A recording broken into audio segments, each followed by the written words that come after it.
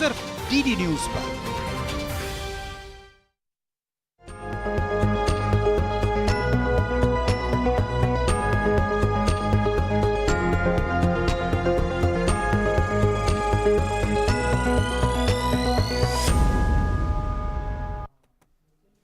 नमस्कार, मैं हूं अश्विनी कुमार मिश्र। सुप्रीम कोर्ट को आज पंजाब सरकार को राज्य में बड़े पैमाने पर अवैध शराब के निर्माण और बिक्री पर फटकार लगानी पड़ी। सुप्रीम कोर्ट ने कहा कि पंजाब में ड्रग्स और शराब की समस्या बेहद गंभीर मुद्दा है। कोर्ट ने सरकार से नाराजगी जताते हुए कहा कि पंजाब सरकार केवल एफआईआर दर्ज कर रही है और आगे की कार्रवाई कुछ नहीं हो रही है। आंकड़े भी यही कहते हैं, क्योंकि पिछले 2 साल में पंजाब में केवल अवैध शराब के मामले में 34,767 एफआईआर दर्ज की गई, लेकिन मामले में किसी में भी अभी तक मुकदमा शुरू नहीं हुआ। सुप्रीम कोर्ट ने पंजाब सरकार से नशा विरोधी कार्यों पर गति पर भी नाराजगी जताई। कोर्ट ने सरकार से अवैध शराब बनाने के खतरे को रोकने के लिए उठाए गए कदमों की सूची कोर्ट में प्रस्तुत करने को कहा। कोर्ट ने इसके बाद सीमा सुरक्षा का भी मुद्दा उठाया और कहा कि पंजाब एक सीमावर्ती राज्य है। अगर कोई देश को खत्म करना चाहेगा तो वो सीमाओं से ही इसकी शुरुआत करेगा। कोर्ट ने आगे ये कहा कि जिस तरह पंजाब में नशे की समस्या बढ़ रही है, ऐसे तो हमारे युवा खत्म हो जाएंगे। बेहद सख्त अंदाज में सुप्रीम कोर्ट ने यह भी कहा कि पकड़े गए लोगों पर मुकदमा कब चलेगा। पंजाब सरकार से सवाल यह भी हुआ कि कोर्ट ने जब्त किए हुए पैसे का इस्तेमाल कहां किया और कैसे किया।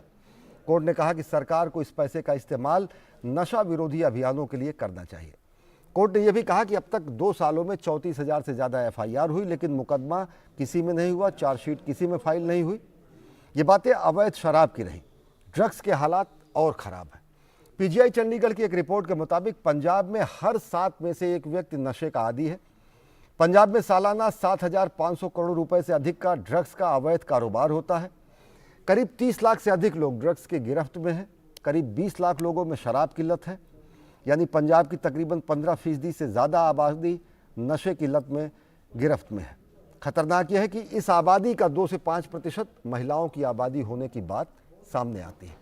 कैसी है पंजाब में नशे की समस्या और क्या है ये मकड़ जाल जिसके सामने पूरी मशीनरी है लाचार और सुप्रीम कोर्ट को लगानी पड़ी है कड़ी फटकार। आज इस विशेष कार्यक्रम में हम चर्चा करेंगे इसी विषय पर। हमारे साथ 2 खास मेहमान हैं। हमारे साथ हैं डॉक्टर राजेश कुमार जी, जो कि हमारे साथ स्टूडियो में मौजूद है, executive director society for promotion of youth and masses. स्वागत है डॉक्टर साहब आपका। हमारे साथ जुड़ चुके हैं डॉक्टर विक्रम सिंह साहब, जो कि फॉर्मर डीजीपी हैं उत्तर प्रदेश के, और साथ ही साथ हमारे साथ जुड़े हैं हमारे संवाददाता विकास सारथी, जो कि सुप्रीम कोर्ट में आज इस पूरी कार्रवाई के चश्मदीद रहे और उन्होंने पूरी कार्रवाई को देखा। सबसे पहले हम विकास से ही जानना चाहेंगे। विकास, अगर देखें तो इससे पहले 21 नवंबर को भी सरकार ने बेहद सख्त लहजे में जस्टिस शाह की बेंच ने कहा कि सरकार की कार्रवाई से हम संतुष्ट नहीं है। दोबारा आज 5 तारीख को वही कहना पड़ा। 2 हफ्ते बाद तारीख लगी है। बार बार कोर्ट की सख्ती के बाद भी क्या कुछ जवाब आए, और बेहद संक्षेप में कि कैसे, किन अल्फाज में, किन लफ्ज़ में नाराज़गी जताई गई, मुद्दे क्या थे? जी अश्विनी, बिल्कुल सुप्रीम कोर्ट ने यहाँ पर बहुत सख्त टिप्पणी की और उन्होंने ये कहा कि अगर इस समस्या की तरफ ध्यान नहीं दिया गया तो पहले ये युवाओं को बर्बाद करेगा और उसके बाद देश को बर्बाद कर देगा।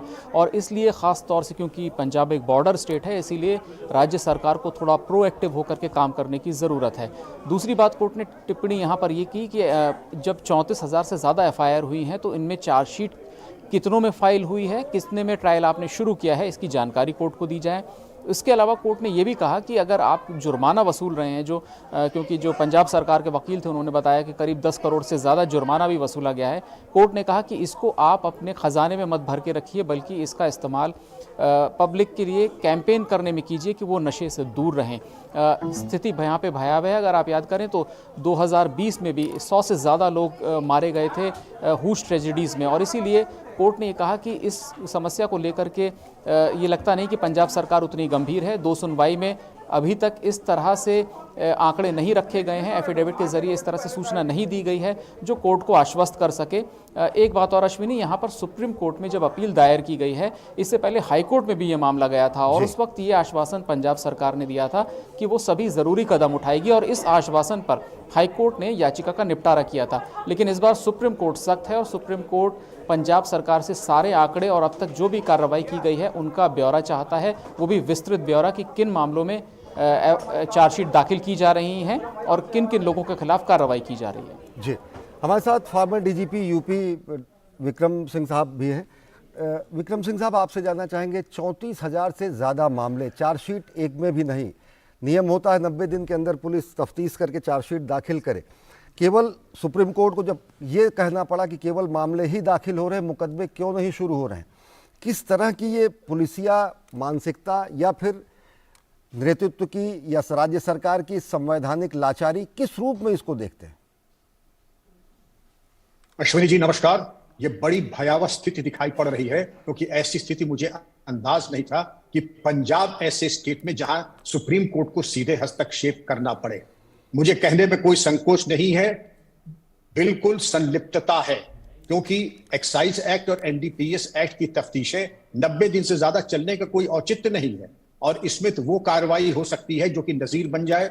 एनडीपीएस एक्ट अगर हो तो चल अचल संपत्ति कुर्क हो सकती है, रिपीट ऑफेंडर्स हो तो आपके यहाँ रासुका यानी नेशनल सिक्योरिटी एक्ट की कार्रवाई हो सके। यहां तो चार्जशीटिंग नहीं हुई, आपके ट्रायल नहीं शुरू हुए, फास्ट ट्रैक कोर्ट की तो बात भूल जाइए, चल अचल संपत्ति कुर्क करना तो भूल जाइए। ऐसा ये लगता है कि चोर चोर हल्ला करो और उसके बाद भागने के रास्ते बता दो, क्योंकि अगर एक भी बड़ा शातिर बदमाश चिन्हित करके एनएसए नहीं लगा, होना यह चाहिए था हर जिले के टॉप 5 के ऊपर एनएसए या इस तरीके की प्रिवेंटिव डिटेंशन लगा के उनकी चल अचल संपत्ति कुर्क होनी चाहिए थी, जिससे कि कहते हैं कि बिल्कुल इनको उल्टा टांग दे। अरे पंजाब बॉर्डर स्टेट है, जैसा सुप्रीम कोर्ट ने कहा, महिलाएं गिरफ्त में आ रही हैं, 1/7 पॉपुलेशन जो है गिरफ्त में आ चुकी है, ड्रोन से मादक पदार्थ सप्लाई हो रहे हैं पाकिस्तान से। इस भयावह स्थिति में भी इतना लचर व्यवस्था, एक भी चार्जशीट अब तक नहीं लगी, सब पेंडिंग इन्वेस्टिगेशन है। अब तो मैं ये चाहूंगा कि जिन विवेचकों के पास ये केसेस 90 दिन से ज्यादा है, उनको निलंबित करें और पूछे किन परिस्थितियों में आपने विवेचना पूरी नहीं की है। इससे साफ जाहिर होता है आपकी संलिप्तता है या अकर्मणता है, या दोनों है। जी निश्चित तौर से। डॉक्टर राजेश कुमार जी हमारे साथ हैं। डॉक्टर साहब, आपसे जानना चाहेंगे कि अवैध शराब पर ये टिप्पणी आई है, ड्रग्स का मामला तो अलग है। आए दिन जो हम खबरें देखते हैं, सीमा पार से ड्रोन से जो मादक पदार्थ भेजे जाते हैं, हथियार भेजे जाते हैं, वो अलग मामला है। अवैध शराब या जाली शराब, नकली शराब समाज का वो तबका पीता है जो जाकर महंगी शराब या फिर सरकारी दाम की शराब नहीं खरीद पाता है। एक सोशल उस टारगेट को टारगेट किया जा रहा है, समाज के उस वर्ग को टारगेट किया जा रहा है जो बेहद कहीं ना कहीं आर्थिक रूप से विपन्न है या फिर अंडर प्रिविलेज्ड है। ये किस रूप में देखते हो? क्योंकि सीमा पार का क्षेत्र कहीं ना कहीं वहाँ पर लोगों की भावनात्मक जो स्थितियाँ हैं बेहद उथल पुथल वाली रहती हैं।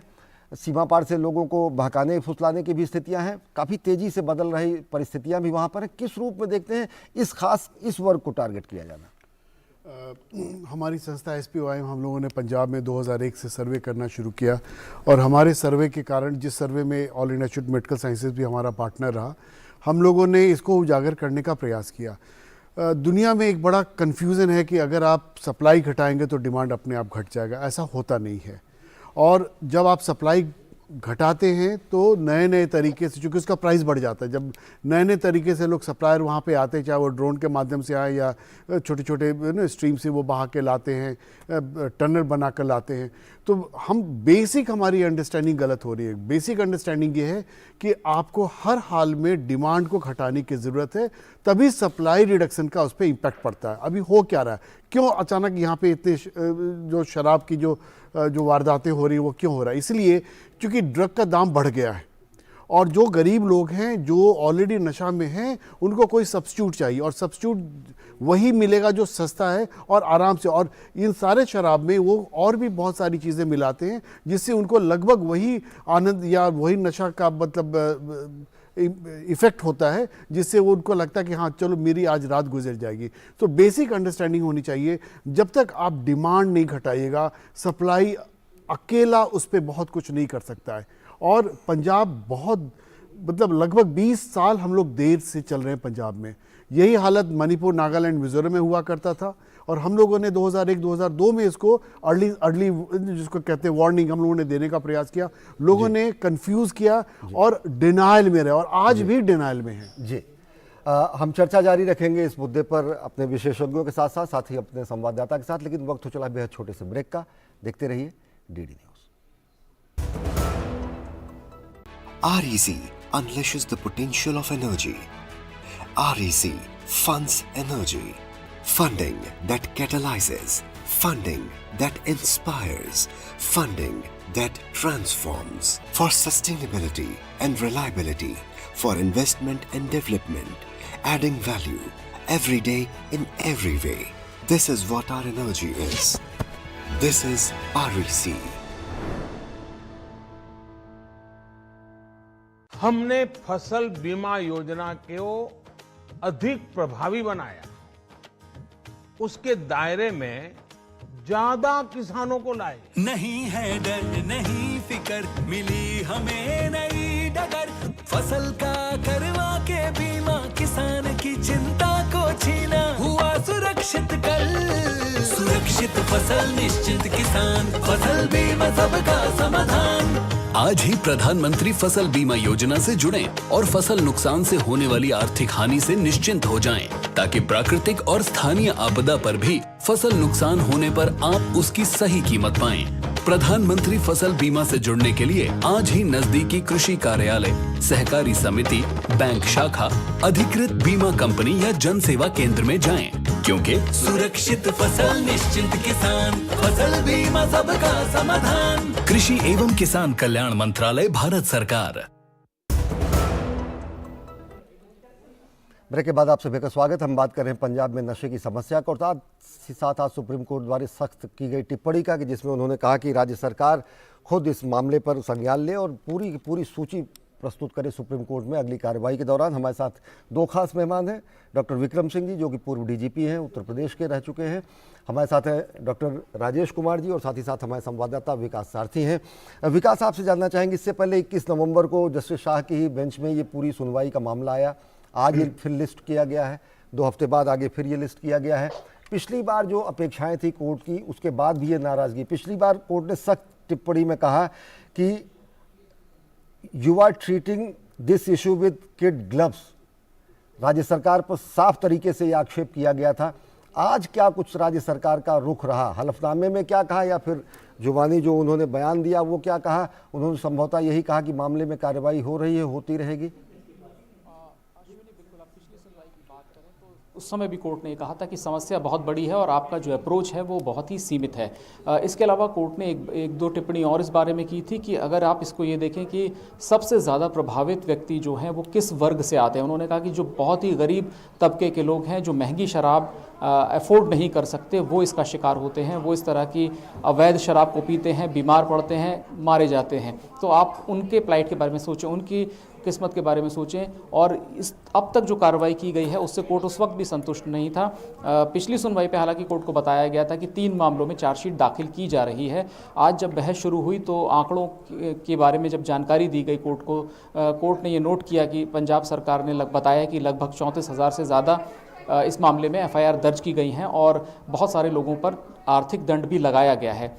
इस पर कोर्ट ने फिर दोबारा यही बात पूछी कि आप केवल वो नंबर मत गिनाएं जिन पे आपने प्राथमिकी दर्ज की है, आपने कितने लोगों को इसमें ट्रायल फेस करने के लिए आपने कितने लोगों के खिलाफ चार्जशीट दाखिल की है, क्या इस तरह के हिस्ट्री शीटर्स हैं जो लगातार इस मामले में इस तरह की एक्टिविटीज़ में जुड़े हैं, इस तरह के कारोबार में जुड़े हुए हैं। और अश्विनी, इसमें कोर्ट एक चीज़ की तरफ और भी इशारा कर रहा है कि अगर आप देखें कि बॉर्डर स्टेट है और इस तरह के जो नशे के शिकार जो लोग हैं, नशे के आदी जो लोग हैं, उनको मैनिपुलेट करना आसान होता है। तो कोर्ट ने ये भी कहा कि आप जो इस खतरनाक ट्रेंड को देख नहीं रहे हैं, इसमें सबसे पहले यहाँ के युवा बर्बाद होंगे, और अगर आपने इस पूरी एक्टिविटी को, इस पूरी गतिविधि को नहीं रोका तो ये देश के अलग अलग हिस्सों में भी फैल सकता है। ये पूरी समस्या है बॉर्डर से होते हुए, क्योंकि अभी बात केवल अवैध शराब की हो रही है, लेकिन क्योंकि बॉर्डर से बहुत अलग अलग तरीके के सब्सटेंस तस्करी करके लाए जाते हैं और उनको अगर राज्य पुलिस उन पर काबू नहीं पाएगी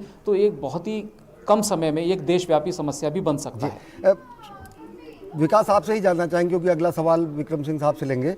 जो चार्जशीट की बात की जा रही है उसमें किसी बड़े शराब माफिया या फिर किसी अवैध डिस्टिलरी या फिर छोटे मोटे मजदूर, किनके क्या हलफनामे में लोगों ने कहा आम आदमी को ही फिर उसी मकड़ जाल में फंसा रहे हैं या फिर कोई बड़ा माफिया भी इनके शिकंजे में आ पाया? देखिए, जो अभी तक बताया गया है कोर्ट को, उसमें यही बात है कि बहुत विस्तृत जानकारी नहीं दी गई है कि किन लोगों के खिलाफ कार्रवाई की गई है। और जबकि आप स्थानीय प्रेस को देखें, अगर वहाँ पे जब इस तरह के हादसे होते हैं तो वहाँ पर इस तरह के लोग हैं जो हिस्ट्री शीटर हैं, जो हूश ट्रेजेडीज से जुड़े रहे हैं। ख़ास तौर पर जब 2020 में बहुत सारे लोगों की मौत हुई थी, 100 से ज़्यादा लोग मारे गए थे अलग अलग हिस्सों में जहरीली शराब से, तब कुछ खास लोगों पर पुलिस ने दबिश दी थी, उनको पकड़ने की कोशिश की थी। लेकिन अगर आप 2 साल बाद देखें तो स्थिति वहीं के वहीं है, और सरकार बदल चुकी है जबकि, और नशाबंदी एक इस चुनाव में मैनिफेस्टो का एक बहुत बड़ा वादा था सभी पार्टियों की तरफ से। मुद्दा भी रहा, जनादेश भी उस पर मिला। डॉक्टर विक्रम सिंह साहब, किस रूप में देखते हैं आप जिस तरीके से कहा जा रहा है कि जो भी 3 मामले में चार्जशीट, 34,000 मामलों से ज़्यादा में, और वो भी बेहद मामूली लोगों में, अभी तक कोई ऐसा बड़ा नाम या बड़ा कोई माफिया या फिर शराब माफिया, ड्रग माफिया इनके शिकंजे में नहीं है। छोटी मोटी कार्रवाई करने के बाद भी मकड़जाल में वही आदमी आते हैं जो दोहरा मार झेलते हैं, कहीं एक तरफ शराब की, दूसरी तरफ पुलिस की। अश्विनी जी, बिल्कुल दुर्भाग्यपूर्ण स्थिति। इसमें चाहिए डीजीपी को मेरा परामर्श होगा, जो सबसे ज्यादा कुप्रभावित 3 जनपद है वहां के एसपीज को निलंबित करें, क्योंकि बिना संलिप्तता के स्थानीय एक्साइज और पुलिस के ये कुटीर उद्योग नहीं है, ये संगठित अपराध है, ये कॉटेज इंडस्ट्री नहीं, ये बिल्कुल संगठित अपराध की व्यवस्थित तरीके से अवैध शराब का निर्माण किया जा रहा है। और बिना स्थानीय एक्साइज और पुलिस इस ऑफिसर की संलिप्तता के, भ्रष्टाचार के, यह संभव ही नहीं है। और पूरे संकेत इस तरफ जा रहे हैं, हम एफआईआर अनबने ढंग से करेंगे, एफआईआर करेंगे तो चार्जशीट नहीं करेंगे, चार्जशीट करेंगे तो हम सजायाबी नहीं कराएंगे, हम फास्ट ट्रैक कोर्ट में नहीं ले जाएंगे। भाई चले बहुत, पहुंचे कहीं नहीं। सुप्रीम कोर्ट में जब आपकी स्थिति इतनी दयनीय है कि आप बता नहीं पाए कि रिपीट ऑफेंडर्स कौन है, रिपीट ऑफेंडर्स की कमर तोड़ने के लिए क्या प्रयास किए गए, अच्छा बताएंगे तब अश्विनी जी जब आपने कुछ किया हो। आपने जब कुछ किया ही नहीं है तो किस मुंह से आप कहेंगे कि हमने ये ऐतिहासिक काम किया है। अब वक्त आ गया है कि पंजाब कुर्बानी मांग रहा है भ्रष्ट पुलिस अधिकारियों की, भ्रष्ट एक्साइज कर्मचारियों की, और उन रिपीट ऑफेंडर्स की जिन्होंने पंजाब को बंधक बना के रखा है। जी डॉक्टर राजेश कुमार जी, आप किस रूप में देखते हैं नशे की समस्या, कानून व्यवस्था की स्थिति और आतंकवाद या फिर सीमा पार लिंक के अलावा जो सामाजिक स्थिति है, जो सामाजिक उस कंसर्न है, हमारे युवा उसमें कहीं ना कहीं फंसते चले जा रहे हैं। अभी 10 दिन पहले की घटना है कि जब ग्रंथी ने खड़े होकर खुलेआम जो है बच्चे की चिता के बाद उन्होंने कहा कि पूरे गांव वाले समझें कि ये आग जो है आपके घरों तक भी जाएगी। खुलेआम लोग, माताएं छाती पीट पीट कर पूरे क्षेत्र में रो रही हैं और चिता के सामने पूरा का पूरा गांव हतप्रभ है। किस रूप में देखते हैं और क्यों तब, जबकि इसी मुद्दे पर सरकार ने जनादेश हासिल किया और बड़ा मुद्दा भी रहा, लेकिन आज वो दृढ़ इच्छा शक्ति नहीं दिखती। देखिए, जो ट्रीटमेंट फैसिलिटीज़ है पंजाब में वो इनएडिक्वेट है, उसमें जो क्वालिटी आना चाहिए ट्रीटमेंट में वो इनएडिक्वेट है, जो काउंसलिंग का इनपुट होना चाहिए वो, ये देखिए जब तक ये सारी चीज़ों को आप एक साथ नहीं लाएंगे तब तक वो चीज़ें आगे नहीं बढ़ पाएंगी। 2 लेवल पे काम करना है। जो नए बच्चे जो नशा करना शुरू कर रहे हैं उनको पहले रोकना है, और जिन लोगों ने नशा करना शुरू किया है उनको वापस ट्रीट करके वापस मेन स्ट्रीम में लाने की ज़रूरत है। और दोनों अपने आप में बहुत बड़ा काम है, क्योंकि जो नए बच्चे हैं उनकी संख्या बहुत ज़्यादा है। और एक से जनरली जो हमारा SPOIM का अपना ट्रीटमेंट सेंटर, वहाँ से हमारा एक डेटा है कि एक बच्चा 1 साल में 7 से 8 नए बच्चों को वो नशा सिखाता है, जो पंजाब में भी हो रहा होगा। तो सबसे पहले चाहिए कि हर स्कूल में लाइफ स्किल बेस्ड चाहिए। देखिए, अवेयरनेस सबको मालूम है पंजाब में कि नशा खराब है, नशा पे काबू करने की ज़रूरत है, बट उससे काम होता नहीं है। वो just say to know to drugs काम नहीं करता। वहाँ पे लाइफ स्किल डेवलप करने की ज़रूरत है। स्कूल में अभी भारत सरकार ने, हमारी संस्था ने भारत सरकार के लिए एक नवचेतना प्रोग्राम लॉन्च किया है, जिसमें लगभग 10 लाख टीचर्स की ट्रेनिंग होगी। इसमें पंजाब के भी सारे टीचर्स की ट्रेनिंग होगी। और जब तक ये टीचर रिस्पॉन्सिबिलिटी नहीं लेंगे, चूँकि अधिकतर बच्चे तो स्कूल में हैं, और जो बच्चे नशा करना शुरू किया है उनके लिए अलग ट्रीटमेंट की व्यवस्था होनी चाहिए।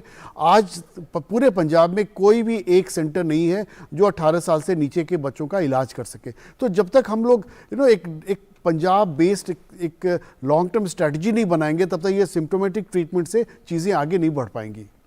जी, हम एक और छोटा सा ब्रेक लेंगे कार्यक्रम में, उसके बाद चर्चा जारी रहेगी खास मेहमानों के साथ। देखते रहिए DD news.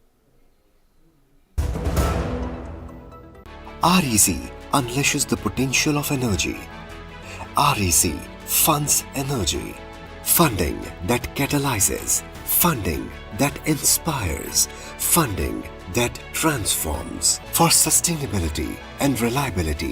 For investment and development. Adding value every day in every way. This is what our energy is. This is REC.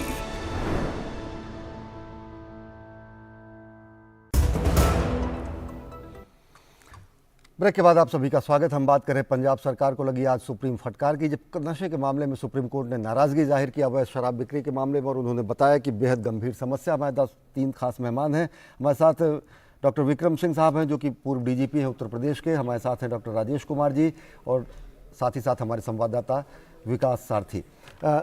Doctor Vikram साहब, आपसे जानना चाहेंगे, आपने इससे पहले इशारा किया, सुप्रीम कोर्ट ने भी वो चिंता जाहिर की, सीमा पार क्षेत्र है, सीमा पार क्षेत्र के बाद रोज आए दिन बीएसएफ ड्रोन मार के गिराते हैं, जिनमें हथियार के साथ साथ हेरोइन और दूसरे अन्य मादक पदार्थों के साथ साथ आम स्थिति बन गई है पंजाब के सीमावर्ती ज़िलों में।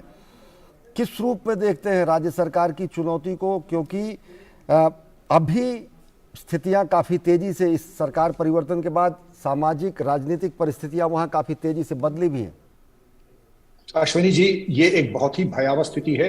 और जो ड्रोन की समस्या है, बेशक हमारे फोर्सेज ने 6 ड्रोन मार के गिरा लिए गए, लेकिन वो 6 ड्रोन है जो कि हमने मार के गिरा लिए, लेकिन उन ड्रोन्स का क्या जो इनको हम मार नहीं पाए। पाकिस्तान और आईएसआई निरंतर पंजाब पे आक्रमण क्यों कर रहा है? क्योंकि सिख हमारे बड़े भाई हैं। सिख और पंजाब का एक बहुत बड़ा योगदान है भारत की सुरक्षा में, और अगर उन्होंने पंजाब को नशे से ग्रस्त कर लिया तो ये मान के चलिए उन्होंने हमारी सेना और सुरक्षा को ही प्रभावित कर दिया। ये कोई छोटा मोटा खेल नहीं है, ये बहुत बड़ा, ये एक इनका एक षड्यंत्र है, कुचक्र है आईएसआई और पाकिस्तान का, दुश्मन देश का। कि ड्रोन के जरिए, टनल के जरिए, किसी भी जरिए एन केन प्रकारेण मादक पदार्थ आदि भेज करके पंजाब को नशे में ले आए। जैसा कि डॉक्टर राकेश कुमार जी ने बृहद विद्वतापूर्ण प्रकाश डाला, यहां पर जो एक तरीके से बच्चों 1/7 अगर बच्चा अगर हमारा कुप्रभावित है, एक बच्चा साल भर में 7 को प्रभावित करता है, संक्रमण फैलाता है। महिलाएं तक हमारी कुप्रभावित हो चुकी हैं। इससे ज्यादा भयावह स्थिति क्या हो सकती है? और अब अगर हम नहीं जागे तो समझ लीजिए बहुत देर होने में समय नहीं लगेगा। समय आ गया कि सब पुलिस, पैरामिलिट्री, शासन, प्रशासन, जनता, डॉक्टर राकेश कुमार जी ऐसे विद्वान लोग सब अगर एक होंगे, जागरूकता करेंगे, तभी इसका समाधान है। एक व्यक्ति संस्था के बस की बात नहीं है। नहीं है। विकास, बस संक्षेप में जानना चाहेंगे, अगली तारीख 2 हफ्ते बाद लगाई गई, क्या कुछ कोर्ट की और क्या कुछ अपेक्षा रही कि क्या क्या प्रस्तुत करें कोर्ट के सामने? देखिए, कोर्ट की अपेक्षा यही है कि ये ब्यौरा दिया जाए कि कितने लोगों के खिलाफ कार्रवाई की गई है, क्या इसमें कुछ हैबिचुअल रिपीट ऑफेंडर्स हैं, यानी कि वो पहले भी इस तरह के मामलों में पकड़े गए, कितने लोगों के खिलाफ चार्जशीट दाखिल की गई है, और अगर ऐसा नहीं है, चार्जशीट दाखिल की नहीं की गई है, तो उसकी वजह क्या है। तो ये एक विस्तृत ब्यौरा चाहिए सुप्रीम कोर्ट को, ताकि आगे की सुनवाई को दिशा दी जा सके। जैसा मैंने पहले कहा कि हाई कोर्ट में भी पंजाब सरकार ने आश्वासन दिया था कि वो कार्रवाई करेगी। इसी आश्वासन पर हाई कोर्ट ने याचिका का निपटारा किया था, और इस बार सुप्रीम कोर्ट इस तरह के किसी आश्वासन को लेकर के मामले का निपटारा नहीं करेगा। वो जब तक विस्तृत जानकारी नहीं आ जाती तब तक मामले पर सुनवाई जारी रहेगी आगे। जी, चलते चलते राजेश कुमार साहब, आपसे जानना चाहेंगे कि किस रूप में देखते हैं सुप्रीम कोर्ट के इंटरवेंशन के बाद, क्योंकि सितंबर 2020 में हरियाणा उच्च न्यायालय में हलफनामे और सब चीज़ें कहने के बाद ये मामला क्लोज हुआ था।